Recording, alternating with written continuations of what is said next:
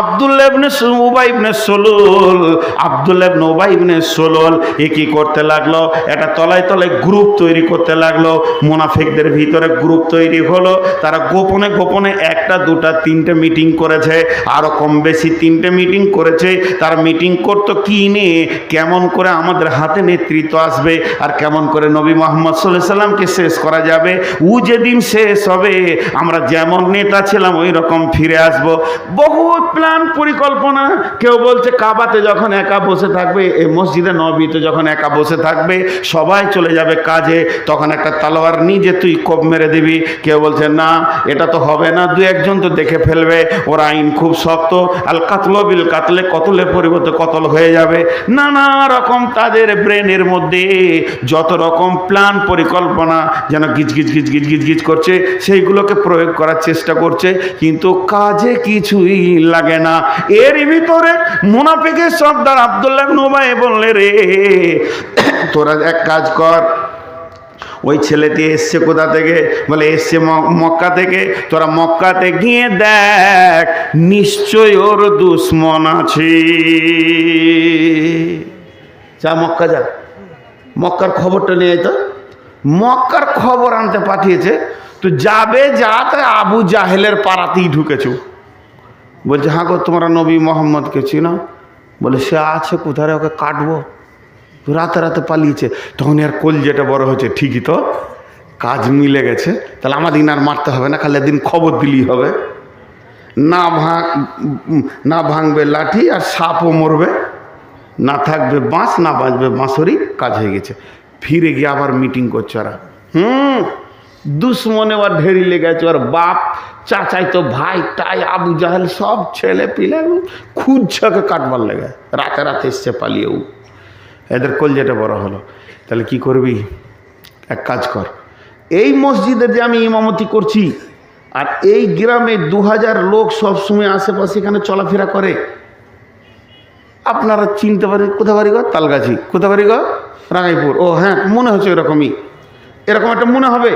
কিন্তু বর্ধমান থেকে যদি কোনো লোক এসে এখানে ঘোরাফেরা করে, আপনার না চিনল, আমার মনটা বলবে একে মনে হচ্ছে আমার এলাকার লোক, মনে হবে কি না? তাহলে তো কাজ হবে না। তখন এরা বলছে তাহলে ওদেরকে এখানে একটা থাকার জায়গা দে। কার বাড়িতে দিবি? যে দিবি সেই দুশ্মন হবি। তাহলে একটা কাজ কর, চল মসজিদ বানা। যে ওই মুনাফিকেরা মদিনার পূর্ব দক্ষিণে একটা মসজিদ বানালো। সেই মসজিদটা সুন্দর করে বানানো হয়ে গেল, কাঠখুট্টা দিয়ে মসজিদ হয়ে গেল। মসজিদের এবার উদ্বোধন করতে হবে, মসজিদের শুরুয়াত করতে হবে। কাকে দিয়ে করবি, কাকে দিয়ে করবি, চলো আমরা করে দিই। তা তো লোক মানবে না, স্বয়ং নবী বেঁচে আছে, নবীকে দিয়ে না উদ্বোধন করলে এলাকার লোক ওটাকে মসজিদ বলে মানবে না। তখন এরা দাওয়াত দিতে এলো, ইয়া রাসূলুল্লাহ, ইয়া হাবিবাল্লাহ, ও দয়ার নবী গো, আমরা একটা মসজিদ করেছি। যখনই শুনেছি যে মসজিদ করেছে, তাদের কলিজাটা বড় হয়ে গেল। এত বড় কলিজা হলো নবীজির যে এই কয়দিনের মুসলমান, তোমরা 2 মাসের 5 মাসের 6 মাসের মুসলমান, তোমরা এই কয়দিন ঈমান এনে এখনই মসজিদ বানাতে শুরু করেছো। বাহ বাহ বাহ বাহ, ভালো কাজ করেছো। তাহলে ইয়া রাসূলুল্লাহ, ওই মসজিদটা আপনাকে নামাজ পড়ে উদ্বোধন করে দিতে হবে। আপনি গিয়ে 1 ওয়াক্ত নামাজ পড়ে দেবেন, এরপর থেকে আমরা মসজিদ চালাতে শুরু করে দেব। নবীজি বলেন যাব, অবশ্যই যাব, ভালো কাজে যাব না কেন? আল্লাহ নবী ওদেরকে যাব বলে কথা দিলেন। এরপরে নবীজি মসজিদে যেতে গেলে যে পূর্ব প্রিপারেশনগুলো নিতে হয়, উজু গোসল আর জামা কাপড় পরে একদম রেডি হয়ে গেছে, ওই মসজিদে যাবে। এমন সময় জিবরাইল আমিন এসে নবীজির সামনে দাঁড়িয়ে গেলেন। দাঁড়িয়ে গিয়ে বলছেন, বিসমিল্লাহির রহমানির রহিম, ওয়াল্লাযীনা ইত্তাখাযু মাসজিদান জিরারা ওয়া কুফরা তাফরীকাম বাইনাল মুমিনি ওয়া ইরসাদাল লিমান হারাবাল্লাহা ওয়া রাসূলাহু মিন ক্বাবলু ওয়া লা ইয়াহলিফুন্না ইন আরাদনা ইল্লাল হুসনা ওয়াল্লাহু ইয়াশহাদু ইন্নাহুম লাকাযিবুন লা তাকুম ফীহি আবাদা লা উসসিসা আলাত তাকওয়া মিন আউয়ালি ইয়াউমিন। আল্লাহর নবীকে বলছেন, ও দয়ার নবী গো, জিদের বশীভূততে কুফরি তাড়নাতে ঝগড়া করে তাদের ভিতরে জিদ লোড হয়ে গেছে, তাদের ভিতরে কুফরি যেন গিজগিজ গিজগিজ করছে, তাদের কুফরির তাড়নাতে জিদ করে এই মসজিদটা বানানো হয়েছে। আর শুধু তাই নয়, ইমান হারাবাল্লাহ ওয়া রাসূলুহু মিন ক্বাবলু, এরা হলো আল্লাহ এবং রসুলের দুশমন পূর্ব থেকে। আর কি করতে চেয়েছে? এরা করতে চেয়েছে ফারকা বাইনাল আবদে আল্লাহ আল্লাযিনা তাখাযু মসজিদা জিরারা ওয়া কুফরা তাফরিকা বাইনাল মুমিনি, মুমিনের ভিতরে ভাইরাজান করতে চেয়েছে, ভাগাভাগি করতে চেয়েছে, ফাটিয়ে দিতে চেয়েছে, একটা জামাতকে হাজার জামাত করতে, কলহ বিবাদ সৃষ্টি করতে চেয়েছে। ও দয়ার নবী গো, ওদেরকে আপনি যতবার জিজ্ঞেস করবেন তোরা কি এগুলো নিয়তে করেছিস, ওয়ালা ইয়াহলিফুনা ইন আরাদনা ইল্লাল হুসনা, ওরা আপনার সামনে কসম করবে আল্লাহর, বারবার কসম করে করে বলবে আল্লাহর কসম করে বলছে আমরা ভালো কাজ করেছি, এটা ওরা বলবে। কিন্তু দিলের মালিক যে, দিলের খবর যে রাখতে পারে, যিনি আলিমুম বিজাতিস সুদূর, সেই আল্লাহ বলছেন ওয়াল্লাহু ইয়াশহাদু ইন্নাহুম লাকাযিবুন, স্বয়ং আল্লাহ সাক্ষী দিছে ওরা ওটা মুখের কথাটা মিথ্যা বলছে, ওদের দিলটা বড় নোংরা, এটা ঝগড়া করে জিনের বশীভূত হয়েছে। আল্লাহর নবীকে এরপর লা তাকুম ফিহি আবাদা, লা তাকুম ফিহি আবাদা, ওদের নবী গো ওইখানে কোনো দিন আপনি পা দেবেন না, ওই জায়গায় পা দিতে পাবেন না। লা উসসিসা আলাত তাকওয়া মিন আউয়ালি ইয়ামিন, ওটা যেদিন ভিত রাখা হয়েছিল প্রথম দিন ওদের নিয়ত খারাপ ছিল, ওদের দিল খারাপ ছিল, ইসলামের বিরুদ্ধে ছিল, আল্লাহর বিরুদ্ধে ছিল, রসুলের বিরুদ্ধে ছিল, মুমিনের বিরুদ্ধে ছিল। অতএব ওই জায়গায় আপনার পা রাখা যাবে না, যাবে না, যাবে না। জিদ করে মসজিদ করা যাবে না, ঝগড়া করে। মসজিদের ভিতরে লোটাটা কে রাখলে রে এখানে? তাহলে আমি রেখেছি, তোকে দিন রাত বলতে হবে লোটা এখানে রাখবি, ওখানে রাখতে পারিস না। তুই কিসের গরম দেখাচ্ছিস? তুই রাখ, তুই করে রাখবে, তুই করে রাখ, তোদের মসজিদ আলাপ না। চলে গলিতে গিয়ে বাঁশ টেঙে চাটাই দে, আল্লাহ খালে কাজান কেন দিয়েছিস ভাই? বলে মসজিদে যাবো না, আমাদের মসজিদ আলাদা হবে না। ঝগড়া করে জিদ করে হবে না। আর প্রেম মহব্বতে যদি প্রতিটি গলিতে গলিতে মসজিদ করেন, করেন না। মদিনাতে একটা জায়গা আছে সাবা মাসাজিদ, জায়গাটার নামই হচ্ছে সাবা মাসাজিদ, যেখানে খন্দকের যুদ্ধ হয়েছিল। 7খানা মসজিদ আছে, এই জন্য ওই জায়গাটার নাম সাবা মাসাজিদ। একটা মসজিদ এইখানে, আরেকটা মসজিদ রাস্তার কাছে, আরেকটা মসজিদ ওই ঘরটার কাছে, এত কাছাকাছি মসজিদ, ছোট ছোট ছোট ছোট। ওই মসজিদগুলোতে 10টা লোক ধরবে, কোনোটাতে 8টা ধরবে, কোনোটা 12টা ধরবে, কোনোটা খুব বেশি ধরলে 15টা ধরবে। সাবা মাসাজিদ। আর যেটা মসজিদে খান্দক তৈরি করেছে ওটা তো মোটামুটি অনেক বড় মসজিদ, কিছু না হলো কম করে 1000 লোক ধরবে। আর যেটা মসজিদে নববী বর্তমান ক্যাপাসিটি হচ্ছে 30 লক্ষ লোকের মুসল্লা আছে। আর মসজিদে যেটা খাইর ওটা 70,000 লোক নামাজ পড়বে ছাদের নিচে। আর যেটা মসজিদে নামরা আরাফাতের ময়দান আছে 15 লক্ষ লোক নামাজ পড়বে মসজিদের ছাদের ভিতরে আছে মসজিদ। তো বিভিন্ন মসজিদ রয়েছে।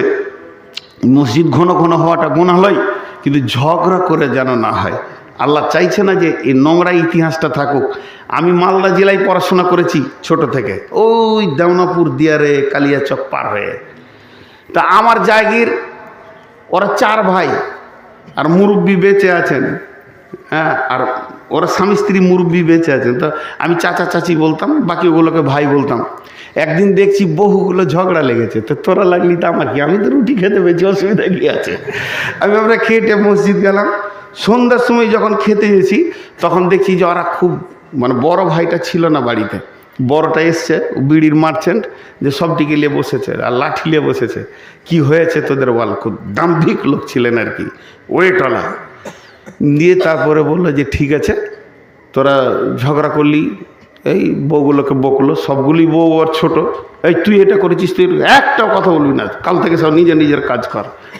বাস মহব্বত হয়ে গেল, চলছে চলছে চলছে।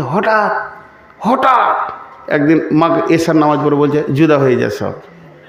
এবার এরা বলছে হব না, বলছে লাঠি ধরবো, পিটিয়ে শেষ করে দেবো, সব জুদা হয়। সেই দিনে জুদা করে দিলে বলছে সেদিন করলাম না কেন, ইতিহাসটা নোংরা হয়ে যেত যে ঝগড়া করে তোরা পৃথক হয়েছিস। আজকে করছি কেন, সবারই মহব্বত আছে, চল জীবনে ইতিহাস থাকবে না যে ঝগড়া করে আমরা পৃথক হয়েছি। কত বুঝনেওয়ালা মানুষ। তো বিধায়ী মসজিদে হচ্ছে না, মহব্বত থাকবে, আলাদা হব, জায়গা হচ্ছে না, ভাই ওই তোমার গলিতে খাঁটা জায়গা দাও তো, একটা মসজিদ করবো, অসুবিধা নেই, কিন্তু ঝগড়া করা যাবে না। এখন একটা আপনাদেরকে ইতিহাস শোনাবো সাহাবীদের, কিন্তু দলিলটা আমার কাছে আবার যদি চাইতে যান তাকে দলিলটা দিয়ে দিই, কারণ আমি অনেক খুঁজেছি পাইনি। আপনারা যদি পেয়ে থাকেন তো বলবেন। তাহলে আমি পেলাম কোথা থেকে? আমিও একদিন শ্রোতা, আমার পাশের গ্রামে জালসা চলছে 1-1.5 কিলোমিটার, একজন মুরব্বী আলিম, তখন আমি ছেলে মানুষ, আমি পাস করিনি, আলিম হইনি, তো মনটা চাইলো যে জালসা শুনে আসি, তো গেলাম, শুনছি। তিনি বায়ান করতে করতে এই ঘটনাটা বললেন, তো ওনাকে এখন আমি আর পাইনি, ওনাকে পেলে আমি আবার জিজ্ঞেস করে নেব। আর আমিও যে সব হাদিস আমার মাথায় আছে, আস্তাগফিরুল্লাহ নাউযুবিল্লাহ, হতেই পারে না, কোথাও থাকতে পারে। তো এটা কোনো ফতোয়া নয় যে এই জয়ীব কথাগুলো বলা যাবে, আমি আপনাদেরকে বরাত দিয়ে দিলাম। এবার উনি যে বায়ানটা করছিলেন যে মসজিদের ভিতরে সাহাবীদেরও ঝগড়া হয়েছে, হয়নি এটা ভুল, সাহাবীরা মসজিদে লড়ালড়ি করেছে, ঝামেলা হয়েছে, কিন্তু রসুলের কাছে এসে আবার সব মিটামিটি হয়ে গেছে, ভেজাল আর রাখেনি ওরা। এখনই ঝগড়া হয়ে গেল, মাথায় আগুন চেপে গেছে, তোকে দেখে নিব, তোকে দেখে নিব। খানিক পরে ঘর গিয়ে বলছে বলা মনে হয় ঠিক হয়নি, যাই আমি মাপটা চাই। ও মনে করছে আমি মাপটা চাই। ওদের মধ্যে এই ঘটনা ঘটেছে। যেহেতু ইমানদার কোনোদিন জিয়ে রাখতে পারে না গুনাহকে। আচ্ছা, আমি যদি স্টেজে রেগে যাই, খুব যদি রেগে যাই, তা আপনারা কি বলবেন? মৌলভী সাহেব রাগ কেন করছেন গো? বলবেন কি বলবেন না? আরে হ্যাঁ না বলে না? মৌলভী সাহেব আপনি কেন রাগ করছেন? ও না হলে বলেছে, তা আপনি কেন? হ্যাঁ, এবার কি বলবে? মৌলভী সাহেব কেন রাগ করছে, এটা বলবে কি বলবে না? আমি যে কথাটা বলতে চাইছি, এদিকে আসেন, দুজন শিক্ষিত লোক এসে আবার বলবে আপনার রাগ করাটা ঠিক হচ্ছে না, মূর্খ যা বলছে এটা আবার ভুল, শরীয়তের এটা পক্ষে নয়। রাগ করবো না মানে ও চোপা ভেঙে দিব, কি ভেবেছ? উজু ছাড়া যেমন নামাজ হয় না, রাগ ছাড়া জিহাদের মতো আমলটা হয় না। যার রাগ নাই সে জিহাদ করতে পারবে?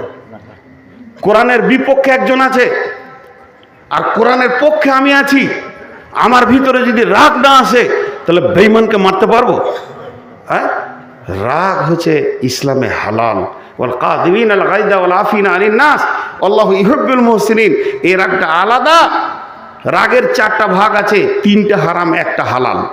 3টে রাগ হারাম, একটা হালাল। ওই রাগটা আল্লাহ উমারকে দিয়েছিলেন, হালালটা। চট করে রেগে যেতেন, চট করে ঠান্ডা হয়ে যেতেন। অতএব সাহাবীদের ভিতরে যে ঝগড়া হয়নি এ কথা বলতে পারবেন না। সাহাবীদের ভিতরে যদি ঝগড়া না হয়েছে তো রসুল এত বিচার করলেন কেন? কত আদালত করলেন? জি, হযরতে জারির রাদিয়াল্লাহু তাআলা আনহু বলছেন যে আমি মসজিদে নববীতে আছি, এমন সময় এক জিন এসে আল্লাহ রসুলকে বলছি, রাসূলুল্লাহ আমাদের ঝগড়া চলছে, আপনাকে মিটাতে যেতে হবে। আল্লাহ নবী বললেন জারির চলো ওদের ঝগড়া মিটিয়ে আসি। আমাকে আস্তে আস্তে যখন পাহাড়ের ধারে নিয়ে যাচ্ছিল, ওদের ঝগড়ার সাউন্ডটা পাচ্ছিলাম কিন্তু দেখতে পাইনি। তখন আমার জান হাত পা কাঁপছে। আল্লাহ রসুল বলছে জারির তোমাকে ভয় লাগছে? জি।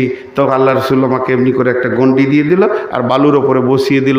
আমি চুপ করে বসে আছি। আল্লাহ আমাকে আর ভয় লাগেনি। আল্লাহ নবী আমার কাছ থেকে খানিকটা আগিয়ে গেলেন, ওদের বিচার করে তারপরে ফিরে আসলেন।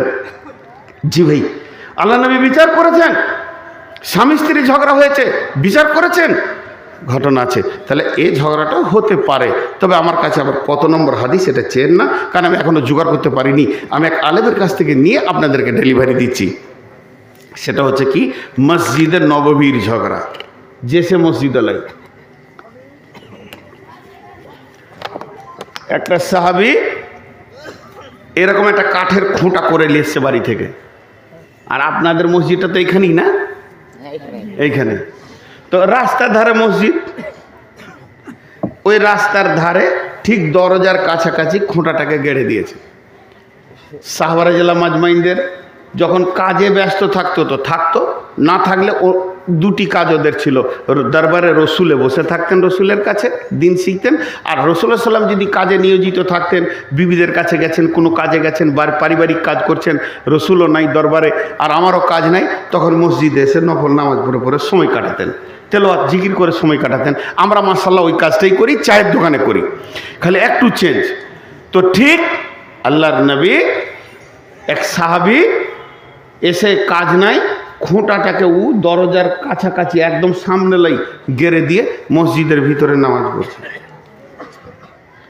আর একজন, ওরও কাজ নাই, মসজিদ আসছে নামাজ পড়তে, উজু করে মসজিদ ঢুকতে গিয়ে দেখছে খুঁটাকে গাড়লে রে শালা, যত পাগলা কি মদিনা দিয়ে আছে নাকি রে, খুঁটাটাকে এমনিকে ধরে করে তুলে ওই দিকে ছুঁড়ে ফেলে দিলে। ও উজু করে হাত মুছতে মুছতে বলছে যত পাগলা মদিনাতে বাস, এখানে খুঁটা গাড়ে মসজিদের পাশে। আল্লাহ, এবার ঝগড়া হবে কি হবে? আপনারা তো বুঝতে পারছেন ঝগড়ার সূত্রটা। এবার যে খুঁটা গেড়েছিল ওর আগে সালাম ফিরা হয়েছে, বলছে আগে দেখে আসি খবরটা কি। গিয়ে দেখছে খুঁটা নাই, ফুটা আছে, খুঁটাটা ওইখানে পড়ে আছে, থাক। ওর পাশে বসে তসবি করছে, খালি সালাম ফির, তারপরের খবর হবে। ই যখন সালাম ফিরছে তখন বলছে ভাই খুঁটাটা কি আপনি তুললেন? শুরু হলো আপনি দিয়ে, তারপরে তুই হবে, আপনি তুলেন। বলছে আমিও ঘুরছি, খুঁটাটাকে গাড়লে তুমি গাড়িছিলে নাকি? তুই কেন তুললি? তুই কেন গাড়লি? তোকে তুলতে পারে, তোকে কে গাড়তে বলেছে? তুই কি জায়গায় পেয়েছিস কারণ তুই কেন তুলবি? শুরু হয়ে গেল। আল্লাহর নবী ছিলেন হুজরাতে, যখন দুইজনের সাউন্ডটা তুঙ্গে উঠে গেছে, বিশ্বনবী এসে বললে তোমরা চুপ হয়ে যাও। তোমরা কি জানো না মসজিদে জোরে জোরে কথা বলা যায় না, এটা আল্লাহর ঘর, আল্লাহ নিয়োজিত কত ফেরেশতা জিকিরে বসে আছে, কেন তোমরা এত জোরে জোরে কথা বলবে? এটাই বললেন। আর বলার পরে দুইজনকে বসিয়ে দিলেন, সাপের সামনে জড়ি দিলে যেমন ফানা নিচে হয়ে যায়, বিশ্বনবীর একটা কথা তাদের জন্য এরকম হয়ে যেত। তারা দুজনে মাসুম বাচ্চার মতো বসে গেল, বাকি সাহাবীরা বসে গেলেন। এখন মসজিদটা সুপ্রিম কোর্ট হয়ে গেল, আদালত হয়ে গেল। আল্লাহর নবী বিচার শুরু করছে, কি হয়েছে তোমাদের মধ্যে? যদি আমরা আজকে ও 21 সালের লোক হতাম, তা নিজের কথাটা নিজে বলতাম না, বরং ক্রস করে দিতাম। আমি বলতাম ও খুঁটা গেড়েছে, ও তখন বলতো ও খুঁটা তুলেছে। কিন্তু সাহাবীরা কত সরলাপন্ন মানুষ ছিলেন, নিজের নিজের কথা বলতে শুরু করেছে। ই বলছে ইয়া রাসূলুল্লাহ, আমি মসজিদের দরজার পাশে একটা খুঁটা গেড়ে দিয়েছিলাম। ও তখন বলছে ইয়া রাসূলুল্লাহ, ওই খুঁটাটা আমি তুলে ফেলে দিয়েছি, এটাই নিয়ে আমাদের বাদী বিবাদী লেগে গেছে। আল্লাহর নবী বললেন ইন্নামাল আমালু বিন্নিয়াত, নিয়তের উপরে সমস্ত আমলের দারমাদার করে, ভরসা করে।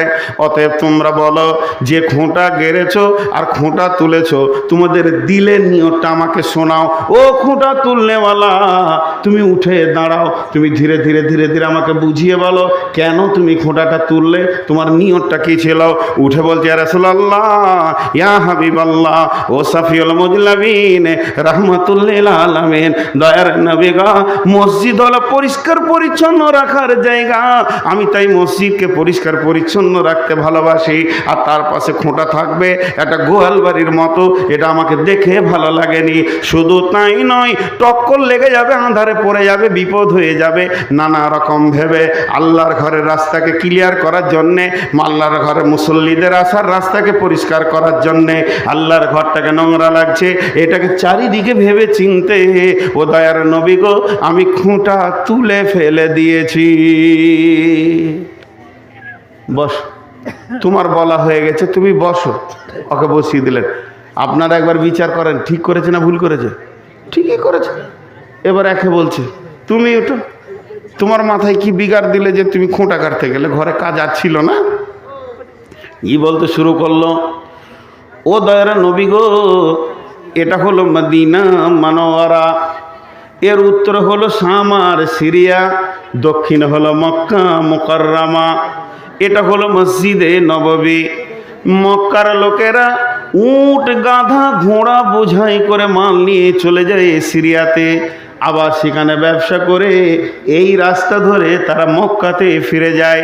তাদের যখন নামাজের টাইম হয় তারা মসজিদে নববীতে এসে নামাজগুলো সারে। এটা মরুভূমি ফাঁকা জায়গা, এখানে খালি জায়গাতে উটগুলিকে ছেড়ে দিয়ে তাদের নামাজে মন বসে না, তারা ধীরে নামাজ পড়তে পারে না, তাড়াহুড়ো করে নামাজ পড়ে। আমি খোঁটাটা এই জন্যে গেড়ে দিলাম, ওই বণিকের দলেরা, ওই ব্যবসায়ী লোকেরা তারা তাদের উটগুলি কি খুঁটাতে বেঁধে দেবে, আর ঘোড়া গাধাকে বেঁধে দেবে, খচ্চরকে বেঁধে দেবে। তারা এখানে দাঁড়িয়ে থাকবে, ওরা ধীরে সুস্থে আল্লাহর ঘরে নামাজ পড়বে। বলেন এবার ঠিক করেছে না ভুল করেছে? নিয়তটা খালি দেখেন। মসজিদে যে ছেলেটা বলছে লুটাটা ওখানে কেন রাখলি, ওরও নিয়ত ভালো, কেন যে লুটাটা ভালো জায়গায় থাকুক। আর ওটা ওখানে রেখেছে কেন, আমি উঁচু করেছে রেখেছি নামাজ পড়বো, তো তোর কি? এর নিয়ত খারাপ নয়, কিন্তু মধ্যখানে বোঝার ফের থাকে। দুইজন দুইজনের কথা বলে নিলেন, এবার নবীজি ফাইসালা দিবেন, তোর দিকে তাকিয়ে আছে দুইজনা, দেন ফাইসালা, ঝগড়া তো করেছি, এবারে নিতে তো হবে কিছু। বিশ্বনবী বলছেন, ও খুঁটাকার নেওয়ালা, ও খুঁটা তুলনেওয়ালা, তোমাদের দুজনের দিলের নিয়তের কারণে তোমরা দুজনেই জান্নাতি। জি ভাই, কত সুন্দর ফাইসালা। তো মসজিদে ঝগড়া হবে না, এ কথা বলবেন না। ঝগড়া যদি না হয় তো ও মুসলমানই লয়, ওর গায়ে হিট থাকতে হবে। সে মুসলমান সবসময় যেন একদম রেডি হয়ে থাকবে, এমন মারবো অমিত শাহর চোপ আবার ভেঙে ফেলে দিব, এটা থাকতেই হবে। তো সেই হিটে যদি একটা জাহাঙ্গীর কি লেগে যায়, কিলটা কি হলো, লাগতেই পারে। যার রাগ নাই সে বেটা ছেলে লয়, তাকে হিজড়ে গ্রুপে ভরে দিতে হবে, টেনে নিজে হিজড়েদের দলের নাম লিখিয়ে দিতে হবে, যা টেনে ভিক্ষা করে খাগা।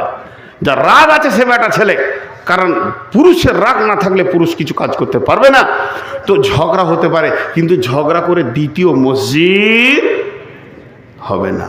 সকলে জোরে বলেন, আজকে প্রতিজ্ঞা করি, ঝগড়া মসজিদ হতে পারে, কিন্তু ঝগড়া করে দ্বিতীয় মসজিদ হবে না, কোনোদিন করবো না। জোরে বলেন ইনশাআল্লাহ।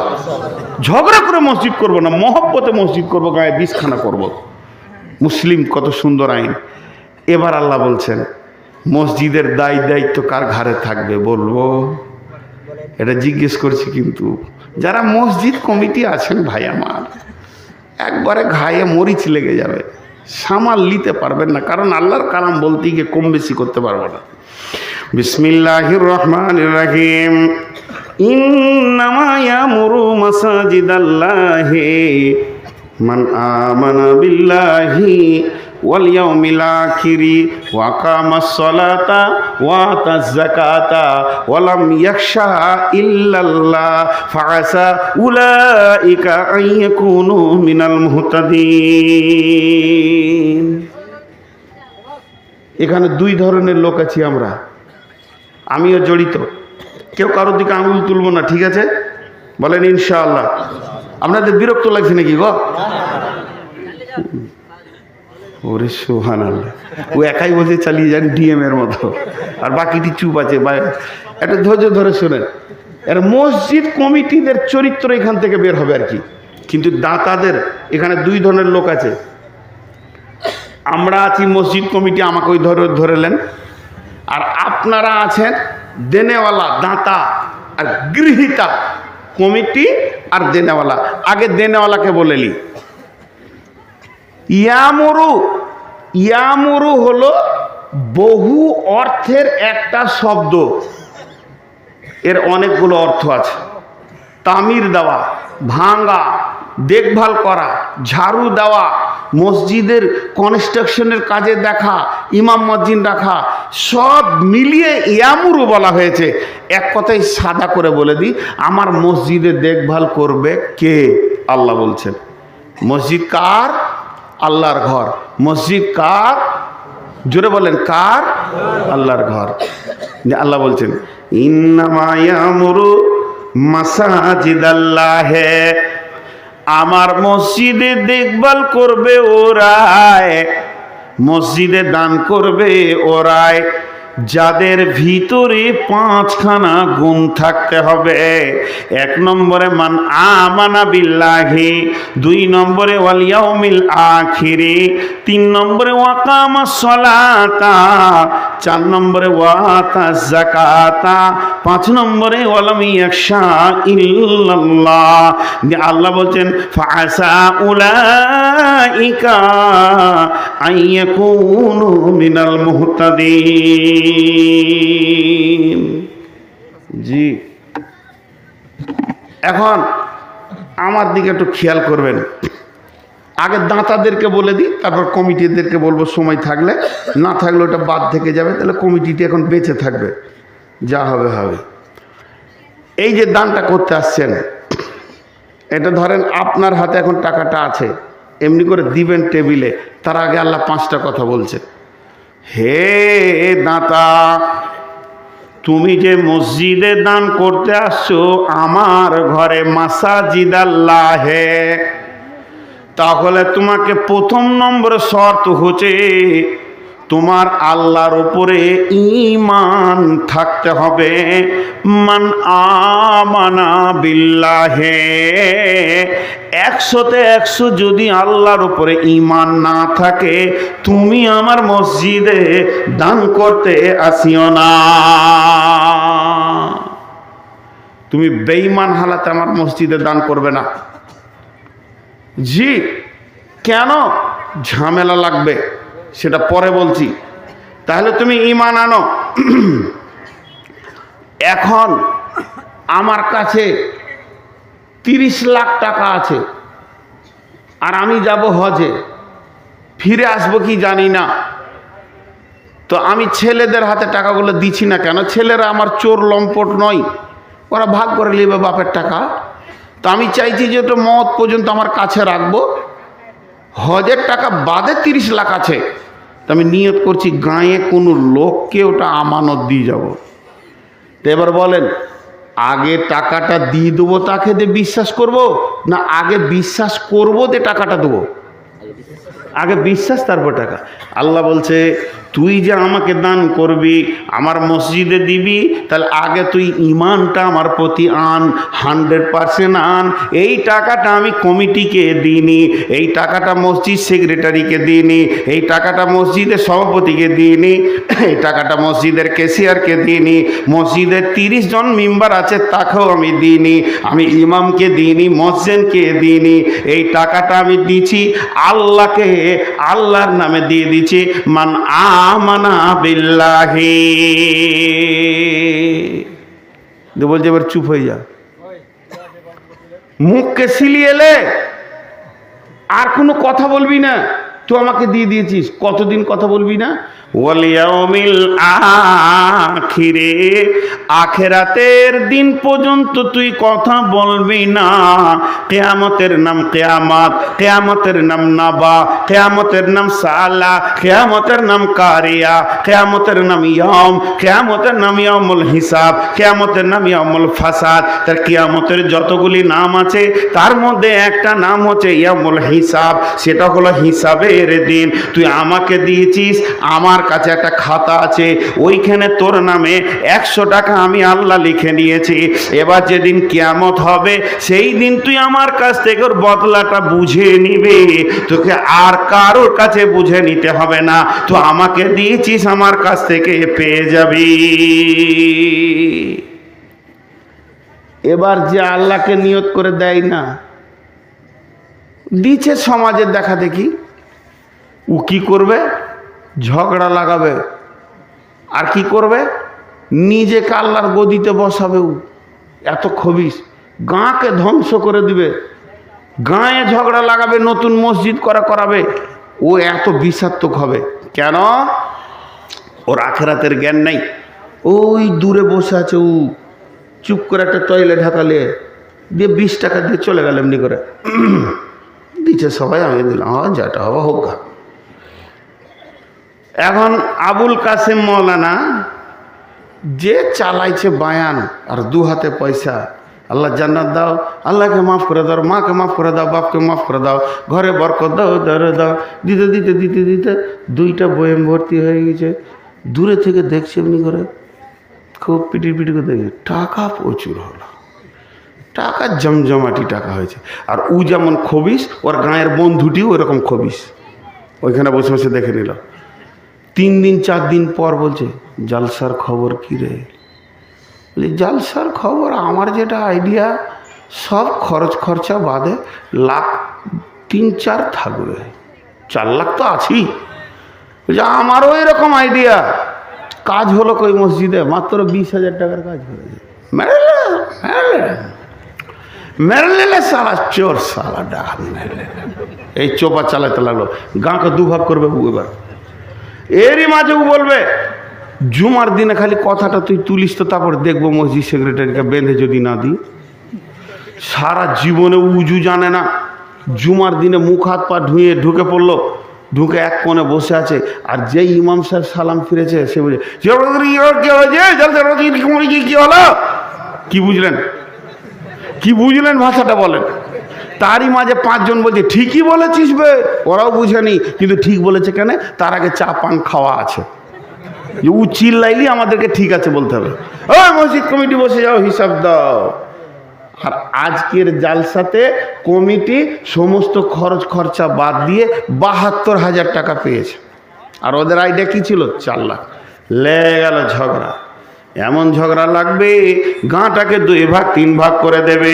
এর জন্য আমার আল্লাহ বলছেন, বান্দারে তুমি এক কাজ করো, আমার ওপরে ঈমান এনে দান করো। তুমি আমার কাছ থেকে বুঝে নেবে, এই টাকাটা যদি কমিটি নিয়ে গিয়ে জুয়া খেলে নেয়, কমিটি যদি এটা খেয়ে নেয়, কমিটি এটাকে যদি ফেলে দেয়, কমিটি এটা যদি নষ্ট করে দেয়, কঠিন কিয়ামতের মাঠে সে আর আল্লাহ বোঝাপড়া করে নেবে। কিন্তু তোমার 1 টাকাও কমবে না, কমবে না, কমবে না, কমবে না। তুমি আমাকে নিয়ত করে দান করবে। চলো এবার বুখারীর একটা হাদিস, একটা ঘটনা আছে। আল্লাহ তাসাদ্দাকনা বিসাদকাতিন ফাখারাজ বিসাদকাতি ফাজা ফি হাদিস সারিকে আল্লাহ ফাসবাহু ইয়াতাহাদ্দাসুনা তুসদ্দিকাল লাইলাতা আলা সারিকে আল্লাহুম্মা লাকাদ আলা সারিকে। এটা লম্বা ঘটনা আছে, শুধু আপনাদেরকে বাংলায় শুনিয়ে দিই। বানি ইসরাইলের জামানায় নবী মুসার জামানার ঘটনা আল্লাহর নবী বর্ণনা করছেন। সহিহ বুখারী শরীফের হাদিস। একটা লোক নিয়ত করেছে, আজকে গোপনে আমি দান করব রে, এই দানটা এত গোপনে করব, কাউকে জানতে দিব না। আমাদের জামানার নবী হচ্ছে নবী মুসা, আমি নবী মুসাকেও পর্যন্ত বলবো না। সেই লোকটা করেছে কি, রাত্রিবেলায় কিছু অর্থকে, কিছু আশ্রবিকে, কিছু আপনাকে মালকে নিয়ে, মুদ্রাকে নিয়ে একটা ছিঁড়া কাপড়ে বেঁধেছে, নেকড়াতে বাঁধার পর আমাবস্যার রাত্রি সন্ধ্যার সময় ঘুরতে ঘুরতে ঘুরতে ঘুরতে তেমোহনীতে দেখে যে একটা যুবক বসে আছে, ওর কোলে ফেলে দিয়েছে, ফেলে দিয়ে চাদর দিয়ে মুখটাকে ঢেকে নিয়ে ওখান থেকে আঁধার থেকে সরে চলে গেছে।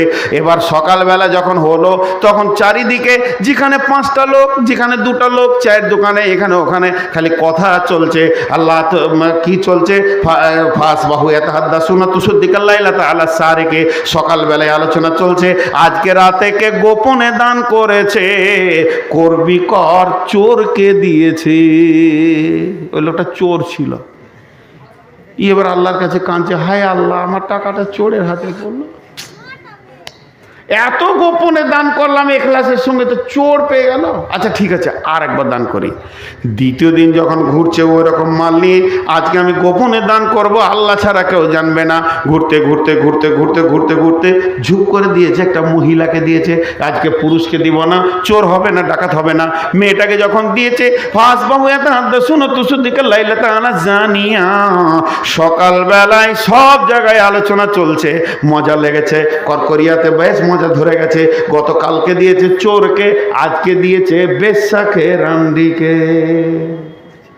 এবার ও কানতে শুরু করেছে, আল্লাহ কি হলো, আমার দান কেন লিখুন আল্লাহ, প্রথম দিন চোরের হাতে, আজকে বেশ্যার হাতে। আচ্ছা দান 3 দান, আজকে আর একবার দান করবো। আবার টাকা লেগে রয়েছে। যে ঘরে গোপনে ঘুরছে, দেখছে ছেলে মানুষকে দিব না, যুবককে দেবো না, যুবতীকে দিব, একটা বুড়াকে দিব। তেমোহনীতে একটা বুড়া বসে আছে, চুপ করে খুব খুব করে কাশছে। না আছে যৌবন, না আছে পাঁচিল টোকে চুরি করতে পারবে, না মাল বহিতে পারবে, লাঠি ফেলে চুপ করে কাঁদছে। ওকেই মালটা দিয়েছে। ফাসবাহু ইয়াতাহাদ্দাসুনা তুসদ্দিকাল লাইলাতা আলাল গানি। সকালবেলা বলছে, বন্ধুরে মজা লেগেছে, প্রথম দিনে চোর, দ্বিতীয় দিনে বেশ্যা, তৃতীয় দিনে দান করেছে এলাকার বড় লোক বকিলকে। ও তো ফেরে পড়লো, এ দান যায় কোথা, কানতে লেগেছে আল্লাহ কাছে। আল্লাহ হাদিসের শব্দ ফাউতিয়া কিলা লাহু, ওকে আল্লাহ শোনাচ্ছেন। কিভাবে শোনাচ্ছেন? আল্লাহ ওর দিলের মধ্যে খবর দিচ্ছে, বলছে বান্দারে তোর 3 দিনের দানকে আমি কবুল করে নিয়েছি, আলহামদুলিল্লাহ। তবে শুনেলে তোর দানের ভিতরে এতটা রিয়াকশন ছিল, তোর দানের ভিতরে এতটা এখলাস ছিল, যেহেতু আমি 3টে দানকে নিয়ে 3 জনকে হেদায়েত দিয়েছি। চোর যখন ওই মালটা পেয়েছে অঝর নয়নে কেঁদে বলছে, আল্লাহ জীবনে চুরি ছাড়া রুজি রুটি জানি না, আর আমি ভেবেছি তোমার দরবারে আমার জায়গা নাই, অতএব তুমি আমার মতো চোরকে বিনা মেহনতে যদি আমার ঘরে খাবার ভরে দিতে পারো, আজ থেকে তওবা করছি, জীবনে আর চুরি করার মতো কাজ করব না, এবার নামাজি হয়ে যাব। বেশ্যামে এটা গভীর রাত্রিতে অজর নয়নে ডুকরে ডুকরে কাঞ্চার বলছে, আল্লাহ আমি আমার দেহের বিনিময়ে কত খাবার খেয়েছি, রুজি রুটি খেয়েছি, আমি ভেবেছি পৃথিবীর ভালো মানুষের কাছে যখন আমার সম্মান নাই, তাহলে আল্লাহ তোমার দরবারও আমার জায়গা নাই। কিন্তু আজকে বুঝে নিলাম তুমি আল্লাহ আমাকে কত ভালোবাসো, যে তুমি আমাকে আমার ঘরে বিনা মেহনতে পয়সা দিতে পারো। আজ থেকে আমি তওবা করে পর্দাওয়ালি হয়ে গেলাম, নামাজি হয়ে গেলাম, আর জীবনে গুনাহ করব না। বড়লোক বখিল বলছে, আল্লাহ জীবনে আমি কোনোদিন দান খয়রাত করিনি, তাই লোকের ঘরের মাল আমার ঘরে তুমি ভরে দাও, আমি তওবা করছি, আর বখালতি করব না, যাকাত দিব, ওসর দিব, ফিতরা দিব, আমি যেমন ইসলাম বলেছে এই পথে চলবো। আল্লাহ বলছে, বান্দারে তোর দানের কারণে আমি 3 জনকে হেদায়েত দিয়েছি, অতএব যতজন দান করবেন নিয়ত করবেন আল্লাহকে দিয়েছি, বুঝে লিব আল্লাহর কাছ থেকে, হিসাব মানুষের কাছে নিতে যাব না। যে 2টা হলো। 3 নম্বর আল্লাহ বলছেন ওয়াকামাস সালাত, তুই নামাজি হ, নামাজি হ। জি ভাই, আপনাদের এলাকায় এরকম লোক আছে 20,000 50,000 দিয়ে দেবে, 200 বস্তা সিমেন্ট দিয়ে দেবে, কিন্তু নামাজ পড়ে না, আছে না? জি, ওরা ইসলামকে বেজ্জতি করে। ইসলামকে বেজ্জতি করে কেন? আপনাদের কুড়িহালি বাজারে কোনোদিন দেখেছেন দড়ির ওপরে বাচ্চাকে হাঁটতে? এরকম করে বাঁশ দিয়ে দেবে, একটা দড়িকে টেনে বেঁধে দেবে, হ্যাঁ জি। তা ধরেন কুড়িহালি বাজারে ওরকম চলছে, দড়ির ওপরে হেঁটে যেছে বাচ্চাটা, আবার আসছে, আর গোল করে সবাই দেখছে। দেখতে দেখতে আপনাদের ইমাম সাহেব 20 টাকা দিয়ে দিলে, আমি ওখানে দাঁড়িয়ে দেখছি। ওরা পেটের দায়, ওরা যেটা করে তো ওদের পেটের দায় করে কি করে না। তখন আমি ইমাম সাহেব হাতটা ধরে, কত দিলেন? বলছি 20 টাকা। তখন ওকে বলছি দিলেন কেন? বলছি গরিব মানুষ, বাস দান দিলাম, আলহামদুলিল্লাহ, খারাপ নয় দেওয়াটা, দান। ওরা একটু খেলা টেলা দেখাইছে, তাহলে যারা দেখছিল তাদের জন্য কি ওটা খেল? খেল কি খেল নাই? আর হ্যাঁ না বলেন? আর যে খেলছিল তার জন্য কি খেল না কাজ? তার কাজ, সে পেটের দায়। আজকে কত কাজ হলো? 2000 টাকার কাজ হলো। তো ওর জন্যে কাজ, এদের জন্যে খেল। খেল টাকা দিয়ে দেখা যায়, কাজ নিজেকে করতে হয়। বন্ধুরা আমার, এখন ইমাম সাহেবকে বলছি, এটা কি ভালো লাগলো নাকি আপনাকে দেখে? বলে হ্যাঁ ভালো লাগলো। বলছে হ্যাঁ। আবার বলছি ভালো লাগলো। বলছে হ্যাঁ। 3 বার যখন বলেছি হ্যাঁ, তখন বললাম তাহলে আপনি চড়েন, ভালো কাজটা আপনি একবার করেন। বলছে আমি করবো না, ঠ্যাং ভাঙবো কেন? তুই কর, আমি পয়সা দিচ্ছি। এটা হলো ওর কথা। তাহলে যারা মসজিদে নামাজ পড়ে না অথচ টাকা দিয়ে মসজিদ বানাতে চায়, ওরা ইসলামটাকে খেল মনে করে। তোরা খেলা কর আর আমরা টাকা দিব, এতে কোনো লাভ নাই। ইসলাম এটাও মানেনি। এর জন্য বলেছেন ও আকামাস সালাতা, দান করার সঙ্গে সঙ্গে তুমি নামাজি হয়ে যাও। ওয়াতাজ যাকাতা, যেমন পেশাব গায়ে থাকলে নামাজ হবে না, পায়খানা লেগে থাকলে নামাজ হবে না, তেমনি বন্ধুরে যাদের ওপরে জাকাত ফরজ হয়ে গেছে, ওই লোকটা যদি জাকাত না দেয় ওরও নামাজ হবে না, কারণ ও নোংরা অবস্থায় রয়েছে। তার জন্য আমার আল্লাহ বলছেন ও আকামাস সালাতা ওয়া আতাজ যাকাতা, তুমি দান করো, আমাকে নিয়ত করে করো। 2টা হয়ে গেল। আখেরাতে নেবে তুমি, তার বদলা এটা নিয়ত করো, তাহলে 2টা হয়ে গেল। 3 নম্বরে তুমি নামাজ পড়নেওয়ালা হও, আর 4 নম্বরে তুমি জাকাত দেনেওয়ালা হও, আর 5 নম্বরে আল্লাহ তাবারাক ওয়া তাআলা বলছেন ওয়ালাম ইয়াখশা ইল্লাল্লাহ, আল্লাহ ছাড়া মসজিদ বানাতে গিয়ে কাউকে ভয় করিও না, কাউকে ভয় করিও না। তার কারণ মসজিদ বানানো কি জ্বালা, পেছনে মানুষ নানা রকম কথা বলবে, এ বিষয়ে তুমি ভয় করিও না। এবার কমিটিকে বলি, এখন কিন্তু আমি সবার দিকে তাকিয়ে দেখছি, আপনাদের মনটা বলছে ছেড়ে দিলেই হয়।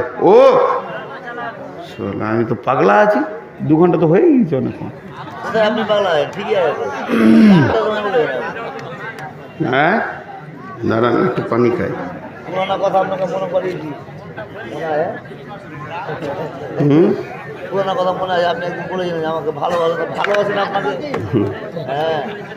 আপনারা কথা বলছেন কেন জি?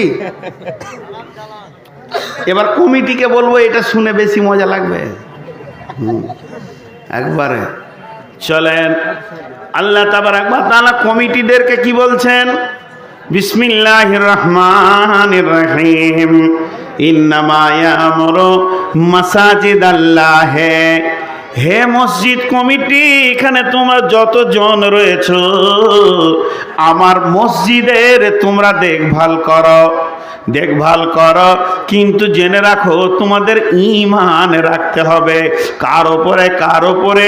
মান আমানা বিল্লাহি ওয়াল ইয়াউমিল আখিরি, আল্লাহর ওপরে ঈমান রাখতে হবে এবং আখিরাতের ওপরে ঈমান রাখতে হবে। এখন বলেন, আপনারা মুখ খুলেন, এই যে টাকাটা টেবিলে আছে, টাকাটা কার? এখন আপনারা দিয়েছেন কাকে?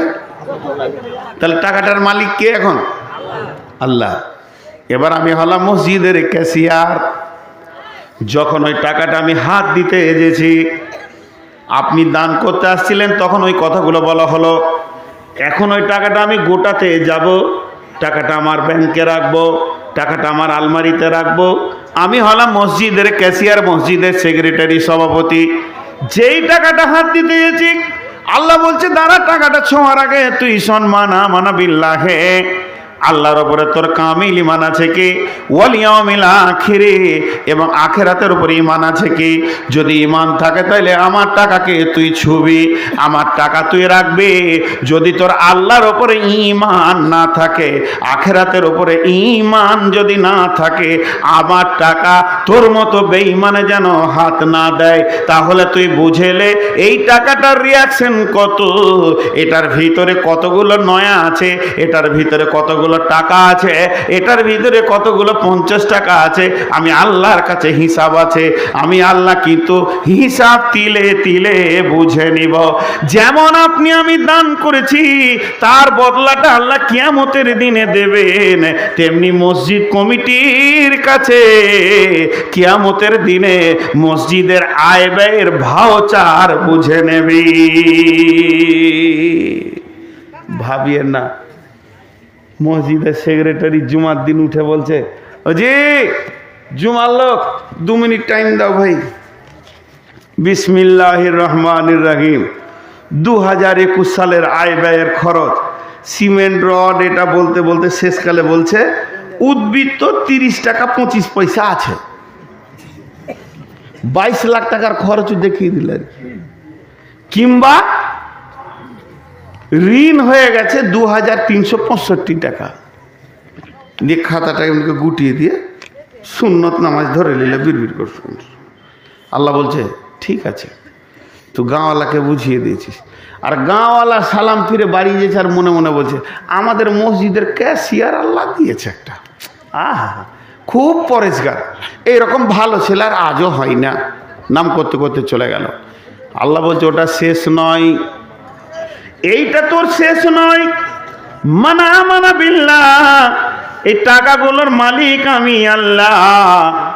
হে মসজিদ কমিটি, ওয়াল ইয়াউমিল আখিরি, আর আমার আখিরাতের দিনে তোকে ভাউচার বোঝাতে হবে। যখন আমি আমার বাড়িটা বানালাম, কুড়িহালি থেকে মাল আনতে গেছি, তখন আমি বাড়ি থেকে মুড়ি খেয়ে গেছি, আর কুরিয়ালিতে মালগুলোকে আপনার কিনা ভুটভুটিতে লোড করে দিলাম। লোড করে দিয়ে আর কিছু খেলাম না, যে পয়সা শেষ হয়ে যাবে। এখন যদি পরোটা খেতে যাই, মিষ্টি খেতে যায়, 50 টাকা চলে যাবে। তার থেকে আমার রড বাঁধার তারগুলো হয়ে যাবে। আমি ওই টাকা বাঁচিয়ে কিনে নিয়ে আসলাম 10 কুইন্টাল রড। ভুটভুটিওয়ালা বলছে ভাই ও রাস্তায় যাবে না। আমি বললাম তুই চড়িয়ে এলে, আমি পাছাটা ঠেলতে ঠেলতে যাব, আমি হেঁটে হেঁটে যাব, চ। তাতে 2 পয়সা বাঁচানোর চেষ্টা করলাম। আমি আমার বেটির বাড়ি বানালাম, তখন আমি ওইভাবে তিলে তিলে টাকাকে বাঁচিয়েছি। আমার বেটার বাড়ি আমি বানালাম। বেটা চাকরি করে শিলিগুড়িতে থাকে, আমাকে টাকা দেয়, আমি বাড়ি বানাই। আমি তিলে তিলে টাকাগুলো বানাতে চলেছি। কিন্তু যখন আমি মসজিদের কাজে গেলাম, সিমেন্ট লাগবে 5 প্যাকেট, রড লাগবে 17 কেজি, মাত্র ক্ষুদ্র কাজ বাকি আছে। আমি কারিয়াতে গিয়ে মালগুলোকে কিনলাম। কেনার পরে বললাম সিমেন্ট হলো 5 বস্তা আর রড হলো 17 কেজি। কুলি খরচা 300 টাকা আর টিফিন খরচা 700 টাকা। চা খেয়েছি 200 টাকা। আল্লাহ বলছে আয় তোর হলারকে মাপবো। তুই যখন নিজের ঘরের কাজ করবি তখন তো টিফিন খরচ আসবে না, আর আমার ঘরের কাজ করবি 3 বন্ধু কমিটি দিয়ে পরোটা মারবি, আর আমার দামে তুই লিখে নিবি। তোর হলারের সাইজ মেপে তোকে জাহান্নামে পাঠাবো। কারণ টাকা আমার, যেমন তুমি হৃদয় দিয়ে নিজের ঘরটা বানিয়েছো ওই রকম বানাতে হবে। অপচয় করলে আমি আল্লাহ তোকে মেনে নিব না। কঠিন কিয়ামতের দিনে প্রত্যেকটা ক্যাশিয়ারকে, প্রত্যেকটা সেক্রেটারিকে, প্রত্যেকটি সভাপতিকে, কমিটিকে আল্লাহকে তিলে তিলে তিলে তিলে তার ঘরের হিসাব বুঝিয়ে দিতে হবে। আপনাদের এলাকায় বেনামাজি মসজিদ কমিটি আছে?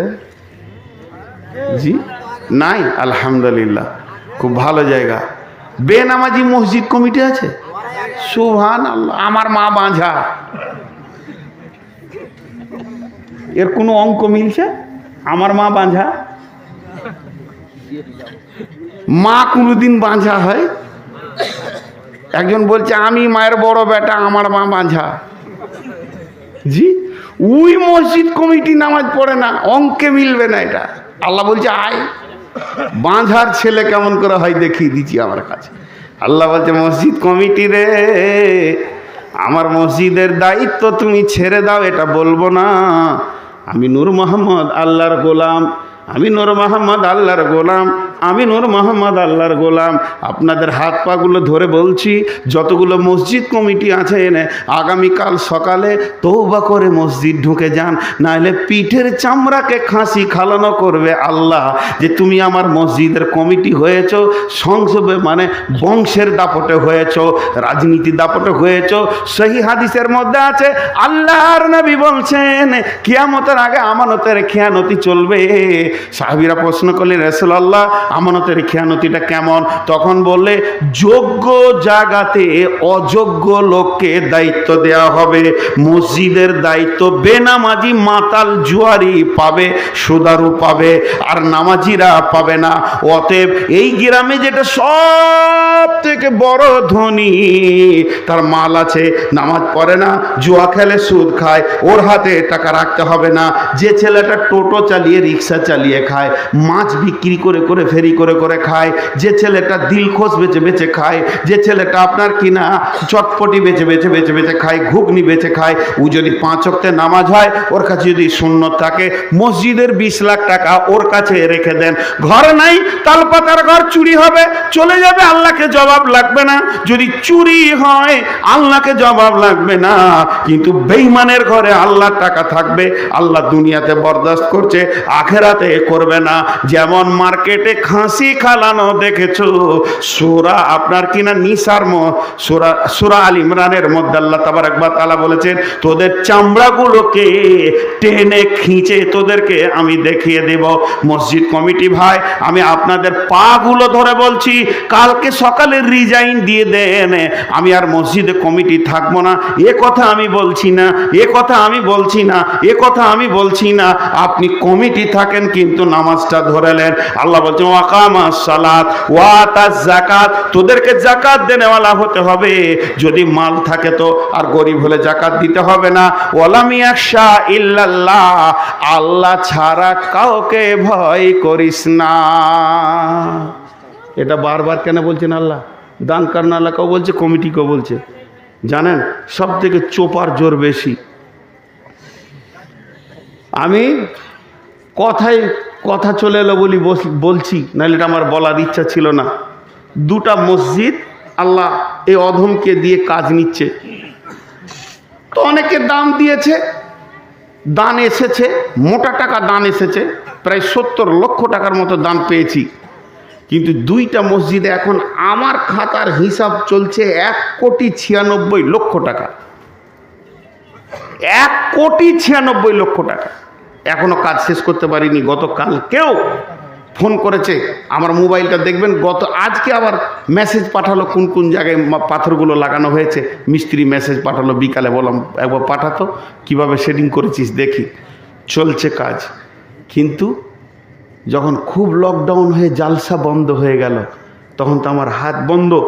তাহলে মিস্ত্রিকে কি করে টাকা দিব, লিভারকে কি করে টাকা দিব? তখন গাড়ি নিয়ে বেরিয়ে পড়লাম আমার এলাকাতে কালেকশন করতে, এই গ্রাম ও গ্রাম। ইউটিউবে দিয়েছিল, আপনারা পেয়েছেন কি না? নূর মোহাম্মদের জালসা বন্ধ হয়ে গেছে, শালার ঘরে খাবার নাই, এখন ভিক্ষা করছে। এটা ইউটিউবে দিয়েছিল। আমাকে বদরুদ্দোজা নাদবি ফোন করছে যে ইউটিউবটা ফলো করো। এর জন্য আল্লাহ বলছেন ওয়ালাম ইয়াখশা ইল্লাল্লাহ, আল্লাহ ছাড়া কাউকে ভয় করিস না। এমনও লোক আছে, আপনি জানেন আমার কাগজ ঠিক আছে, আমার কলম ঠিক আছে, আমি অপচয় করিনি, বেইমানি করিনি, ভালো ভালো আমানতদার সেক্রেটারি কেসের আছে না নাই, জোরে বলেন? আছে। কিন্তু তারপরও তার পিছনে পিটপিট করে লোক লেগে আছে। আল্লাহ বলছে ওদেরকে তুই কেয়ার করবি না, ওদের মুখে তুই লাত মেরে দে, ওদের দিকে তাকিয়ে টাকাটা তুই জমাতে ফেলে দিস না। আমি আর হিসাব লিব না। অনেক লোক আছে বলবে আমি আর হিসাব লিব না, আমি আর থাকতে পারছি না। আল্লাহ এই লোকগুলোকে বলছে ওর কথা শুনে তুই আমার কাজ কেন ফেলে দিলি? আজকে আমি জালসা করতে এসেছি করকরিয়ার ময়দানে, এখন তালগাছির দুটো ছেলে এখানে বাজে কথা বলে দিল আমাকে, এবার আমি বলছি জালসা করবো না, পালিয়ে যাব। এটা কোনোদিন হতে পারে নাকি? তালগাছির লোক বলবে তা করকরিয়ার কি দোষ আছে? তুই কেন করকরিয়ার যদি কোনো কমিটি তোকে কিছু বলতো তাহলে তো রাগ করা ঠিক ছিল। ও তোকে রাগিয়ে দিয়ে চলে গেল, জালসাটাকে তুই পণ্ড করে দিবি, এটা হতে পারে না। আল্লাহ তাবারক ওয়া তাআলা বলছে ও বেঈমান তো তোর পেছনে কুটকুট করে লেগেই থাকবে, ও কুত্তা তো তোর পেছনে লেগেই থাকবে। তা বলে তুই তো জানছিস আমি ঠিক আছি, আমার নিয়ত ঠিক আছে, আমি বেঈমানি করিনি, 1 টাকা মেরে নিইনি। অতএব ওই কথাটা শুনে জানো মসজিদের টাকাগুলো বেঈমানদের হাতে ছুড়ে দিস না। ওয়ালাম ইয়াখশা ইল্লাল্লাহ, তো আমাকেই ভয় কর, আমাকে ভয় করে তুই কাগজ কলম ধরে ঠিক থাক, আমার টাকা ওদের কথা শুনে ফেলে দিবি না। একদম আমাকে নিয়ত করে তুই কাজ চালিয়ে যা। আশা উলাইকা আইয়াকুনু মিনাল মুহতাদিন, আমি আশা করছি এই লোকগুলি, আল্লাহ বলছে যে এরা হেদায়েতের রাস্তার উপরে থাকবে, হেদায়েত পেয়ে যাবে, নূর পেয়ে যাবে, আলো পেয়ে যাবে। অতএব ওদের কথা শুনে খবরদার আমার মসজিদের দায়িত্ব ছেড়ে দিবি না। কথাটা বোঝাতে পারলাম? একবার বলেন, এইটা জটিল কথা ছিল, বোঝাতে পারলাম? কিছু লোক আছে না ভালো লোকের পেছনেও লেগে থাকে। জি, আমি খুব জ্বালা পেয়েছি, এত জ্বালা পেয়েছি, বলছি বাড়ি ঘর করে নিলে লাখ লাখ টাকা ইনকাম করছে। কে দিছে তোকে লাখ লাখ টাকা?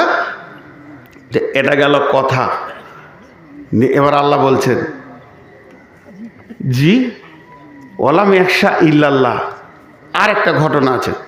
ওয়ালাম ইয়াখশা ইল্লাল্লাহ বলতে মসজিদ করতে গিয়ে বাধা আসবে, আসে না? আরে হ্যাঁ না বলেন? আজকে মসজিদ ভাঙছে কি না ত্রিপুরাতে? তাহলে বাধা আসছে কি না? বলছে ওগুলো তো ভয় করবি না, মরবি তো শহীদ। আমার জীবনের একটা ঘটনা আপনাদের সামনে তুলে ধরছি, একদম ঠিকানা বলে।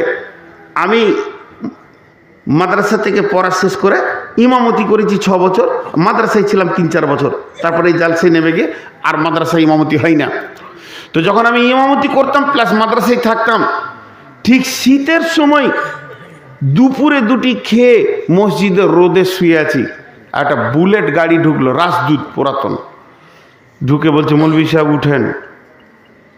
পরিচিত হালকা, কোথা বাড়ি গো? বলে খুজুটি পাড়া, বীরভূমে নানুর থানায় খুজুটি পাড়া বলে একটা ছোট মার্কেট আছে, চটি, এই যেমন ভালুকার এরকম। তো কি ব্যাপার উঠেন বলছে, বলছে উঠেন তো জামাটা নেন। উঠে জামাটা নিলাম, বলছে বসেন। মাঝে আমাকে বসিয়ে নিলে, আর তাদেরকে দেখো ভয় লাগছে, দু চারটা খুন করবে ওই রকম মাল দিয়ে